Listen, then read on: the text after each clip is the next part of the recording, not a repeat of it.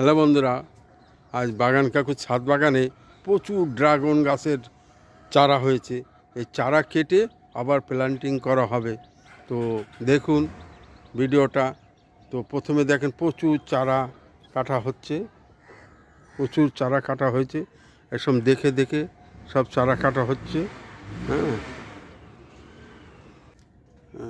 এই চারাগুলো আবার প্ল্যান্টিং করা হবে একটা নতুন ট্রের মধ্যে। তো কীভাবে চারা তৈরি করা হয় খুব সহজ পদ্ধতিতে দেখতে থাকুন ভিডিওটা বাগান কাকু। তা বন্ধুরা, প্রথমে একটা এরকম ট্রে নিন। ট্রের ভিতরে মাটি, গোবর সার এবং ভার্মি কম্পোস্ট, শিংকুচি এবং হাড়ের গুঁড়ো এসব মিশিয়ে মাটি তৈরি করুন এবং ভার্মি কম্পোস্ট, পাতা পচা সার এসব দিয়ে মাটি তৈরি করুন। এটা ট্রের মধ্যে মাটি তৈরি করা হয়ে গেল। এরপরে আপনার দ্বিতীয় পর্যায়ে আসবে, দেখতে থাকুন ভিডিওটা, মোটে স্কিপ করবেন না, তাহলে আপনি মিস করবেন। না কাটলে ফাঙ্গাস ধরে যাবে গোড়ায় এবং গোড়া নষ্ট হয়ে যাবে। প্রথমে কাছি দিয়ে এরকম কাটুন, তারপরে নিড়ান দিন। নিড়ানটা দিয়ে একটু হালকা গর্ত করুন।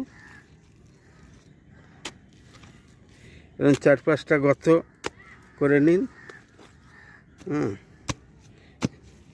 বেশ অল্প ঢোকাতে হবে, ব্যাস এইভাবে বসিয়ে দিন। এবার অটোমেটিক চারা।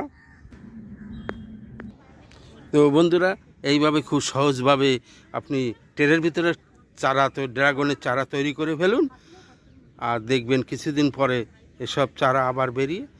তো নমস্কার, দেখুন বাগান কাকুর ভিডিওটা, আর অবশ্যই ভিডিওটা ফার্স্ট টু লাস্ট অবধি দেখবেন।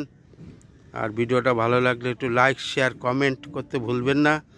দেখুন বাগান কাকুর নিত্য নতুন ভিডিও, মাঝে মাঝে বড় ভিডিও দেওয়া হয়, আগে ছোট শর্ট ভিডিও থাকে।